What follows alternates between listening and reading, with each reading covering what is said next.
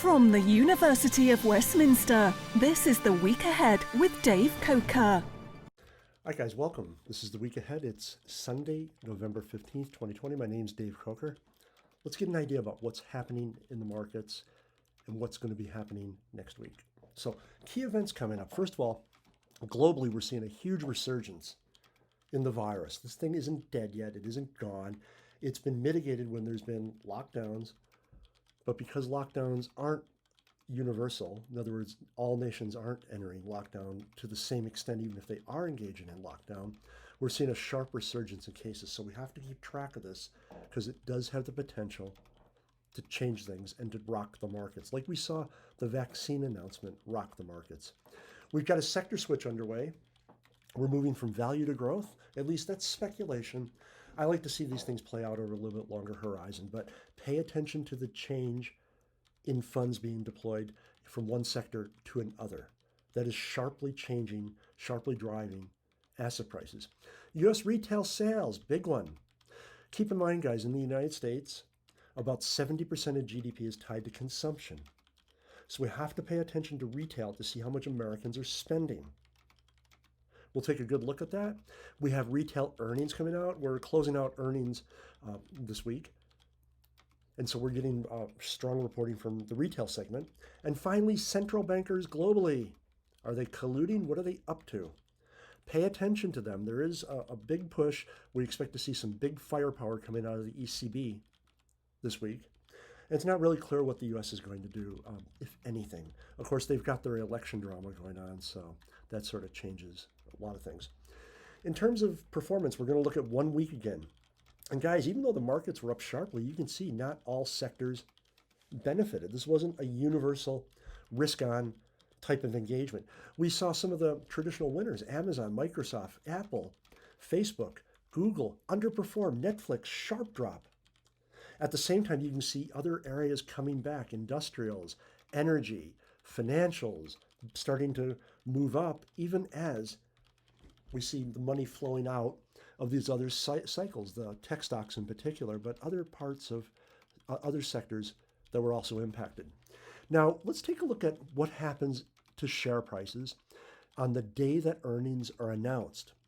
And this is very much a moving picture. Go to FinViz, you can update it on your own. But here we go, guys. You can see Facebook dropped over 6%. Apple dropped over 5%. Pfizer dropped 1.29% on the day earnings were announced. Amazon down some 5.45%, so lots of activity. Oh, and Berkshire Hathaway, my own old favorite, BRKB, lower left quadrant. You can see up some 6% on the day that earnings were announced. This is, regardless, it's starting to appear that we've got a risk on market, guys. A couple different indicators here. We can start to take a look at the performance of the S&P 500, and we can see what the percentage of bulls and bears are. And you can see the bulls on the right-hand side of the chart, the second graph, it's labeled AAII, percentage bulls and bears respectively. You can see we're at the highest percentage of bulls since March 2009. The bull-bear spread, again, highest since March 2009. So it does seem that this is a risk-on market. Regardless, where are you going to be putting your money? Got to be extremely careful, guys. Unlike the 2009, the global financial crisis, banks have sharply underperformed during this recovery. And check this out. We know that nations worldwide, the United States, the incoming Biden administration, has announced a focus on renewables. Mr. Johnson, is supposed to have a big speech this week, where he announces Britain's commitment to renewables. Pay attention to these banks. These have incredibly huge exposure to fossil fuel companies. And keep in mind, guys, if demand falls for fossil fuels, in other words, if we're moving to renewables, what they've got then is that it's known as stranded assets. The oil's underground and it will stay there because the demand isn't there any longer, because somehow, through whatever technology, they're producing electricity from renewable sources. So JP Morgan, top of the list, Wells Fargo, Citibank, Bank of America. And then down at the bottom, you can see Bank of China, Bank of Montreal, Goldman Sachs, a little bit different position. So if you're considering going into financials, well done, good choice. Make sure you look at the full picture. Just don't go in blind. I know JP Morgan's been performing exceptionally well compared to its peers. You want to be extremely careful about diving in. Where are you going to put your money, though, again? We can take a look at what's going on in the mortgage market. And when we go back and take a look at what happened in 2009, when we consider delinquencies and outstanding loans, you can see there was a huge spike in the 2008-2009 crisis. Well, the Corona crash, yeah, there's been a moratorium on foreclosures and evictions, but one by one, each of the states in America is allowing this court cases to progress now, and the same thing in the UK. So what's going to happen here? Nobody really knows. It's pretty amazing what's happening with this big spike in delinquencies. And keep in mind, delinquencies aren't foreclosures. When the loan is delinquent, when the mortgage loan is delinquent, there's forbearance that may or may not be applied. Now there was state-sponsored forbearance. In other words, we're going to ignore the delinquency for a while and give you time to straighten out your affairs. And then the bank will enter workout. And workout is just like the name implies. They try to work something out with the borrower because banks do not want to foreclose, especially in grand numbers, huge numbers, like we saw during the 2008-2009 global financial crisis. It looks like the COVID crisis is going to be pretty painful once these banks, these financial institutions, exhaust workout. They're going to have to go into court and file, and then we're going to see some real pain and some panicked selling. A vaccine. Well, yeah, it'd be nice to have a vaccine. There's some issues here, guys. This is a wonderful quote I got from some of my copious reading. I can't recall the source. That's very unfortunate to me. But regardless, we got to store this vaccine, at least the Pfizer vaccine, at negative 70 degrees centigrade. So it's pretty interesting to put it in relative terms, 30 degrees colder than the temperature at the North Pole. And here's an interesting point. Does the world have enough freezers? Initially, when they get the vaccine up and running and they start to administer it, we're not going to see it done in rural areas. Initially, the vaccine will be a manifestation of city only, city centers likely. So those are where the biggest bulk of freezers are likely to be. You don't find them out in rural America.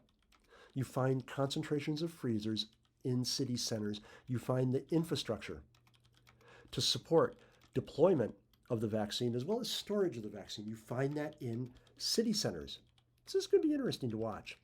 Okay, let's take a look at what's going on over the week. Monday, November 16th at 0830 hours, we have the New York Empire State Manufacturing Index. We're looking at this for November, and previous was 1050. We expect to see manufacturing somewhat recover, bouncing up to 1350. We'll have to see if that happens. Oh my God, my animation, oh, I'm so embarrassed, right?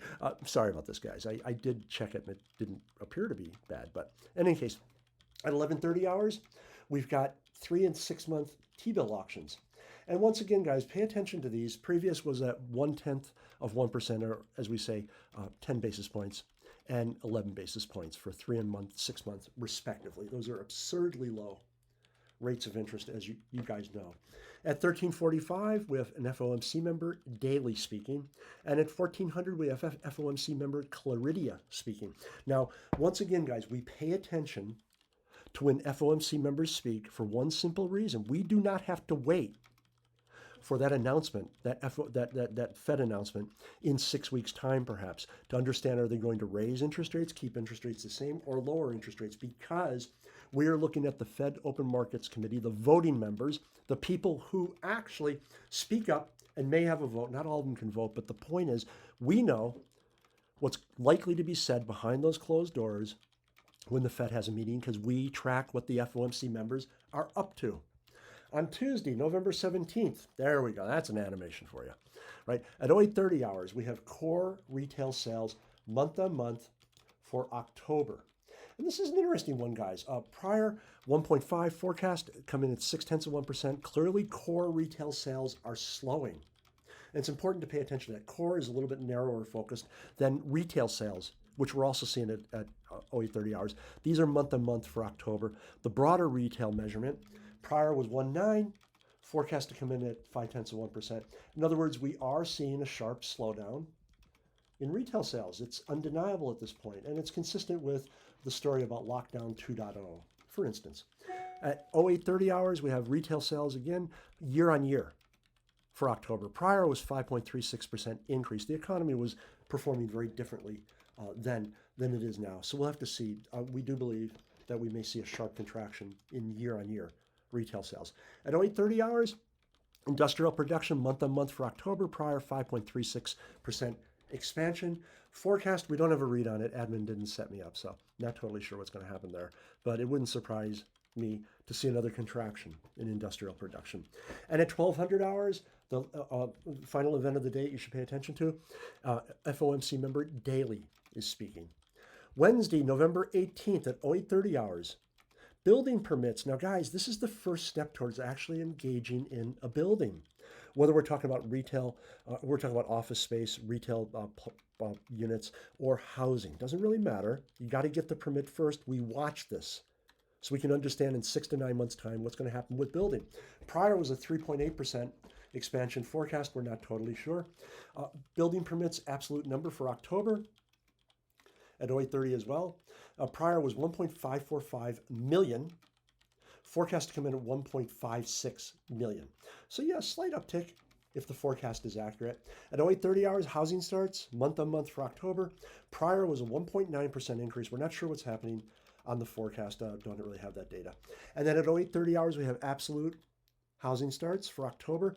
Prior was 1.415 million units starting. Forecast is to come in at 1.460 million once again. So a slight uptick there. Very welcome. Now keep in mind, guys, we look at these. Oh, I messed that up totally. We look at these. It's important we look at them, guys, because we need to understand. I'm sorry, I bounced back and forth. Right? We need to understand how much housing is going on, because these are big employment areas. And also, not only that, not only do they hire a large number of tradesmen, skilled builders, and things like that, but there's a ripple effect. When housing starts are increasing, we see demand for a wide range of materials, whether we're talking about commodities, talking about the bricks, the concrete, I can't talk today, my God. The timber, the lumber that goes into the house. Or on the other side, we're talking about people that are employed in support industries, truckers, for instance, bringing the materials to building sites. We're talking about skilled people, architects, perhaps, who are actually looking at trying to come up with the plans. So we do have to pay attention to this to make sure that we understand the knock-on effect of the economy on the economy from this very important part of the U.S. economy. On Thursday, November 19th, 0830 hours, FOMC member Mester speaking. And he's a very loquacious guy. You'll see why in a second. At 0830 hours, big one, initial jobless claims. Prior was 709,000. Forecast to come in at 705,000. Keep in mind, guys, these are people who are filing their first unemployment claim. So it's very shocking that we're seeing these big numbers still come in. Even though there's been modest improvements, it's still pretty shocking, the scale. At 0830 hours, jobless claims, the 4-week average. Prior was 755.25 thousand. So we're talking roughly 7.5 million. We don't have a forecast, but again, pay attention to the 4-week average. It's much more effective, guys, than trying to understand what's going on with the weekly ones. They're a little noisy, the weekly data. At 0830 hours, we've got the Philly Fed Manufacturing Index for November. Once again, we're looking at manufacturing nationwide, but this is coming out of the Philadelphia Federal Reserve, the research arm there. Prior was 32.3, forecast to come in at 24. Slowdown in manufacturing. Once again, think about where the economy is going to be in 3 to 6 months' time, given this slowdown, and it looks like it's going to be a sharp slowdown in manufacturing activity. And that means people are losing their jobs. People are seeing their hours cut. They ain't going to be buying a lot of stuff. Remember, consumption's going to fall pretty rapidly 3 months out. 1230 hours, FOMC member Mester. Once again, he's a busy boy. 0830 hours and 1230 hours. Friday, November 20th, guys. Whoops, there we go. At 0830 hours, FOMC member Kaplan speaking at 1300 hours. U.S., now I like to look at these other indicators. I don't like to look at just official government data. So we look at the Baker Hughes oil rig count. Prior was 236 active oil rigs. We don't have a forecast on that. And then we've got the Baker Hughes total oil rig count, 312 prior number. and we don't have a forecast. And once again, both of those are occurring at 1,300 hours. All right, guys, this has been the week ahead for Sunday, November 15th. My name's Dave Coker. Have a safe and profitable week. There's absolutely no excuse why you can't make money in these markets. It's absolutely incredible what's going on. And even if you do what I do, you just buy for dividends, sit back and watch the fun. It's perfectly fine. Although you watch the news, you watch the markets, you may see an opportunity. And as I've shared with you guys many times, the greater bulk of my wealth is tied up in income producing assets, stocks, bonds, and property and things like that. However, I do have speculative plays on. I got a huge position in gold, a seriously large position in gold, an even bigger position in terms of the amount of money I put in silver. And when you're buying several hundred ounces of gold, when you're buying several thousand ounces of silver, those are speculative and they actually carry negative yield. And I'm doing that because I have a view on that market. So look at the news, try to develop your own independent views. Don't listen to me, don't listen to anyone else. Go forth and make money. And I've done really well in my gold and silver positions. I'm going to do much, much better over time. And in later weeks, we'll talk about Bitcoin. As I always told people, Bitcoin for fun, but now Bitcoin is big business. And going to FinTech Flash News, you can read all about it. Thanks for your time, guys. Take care.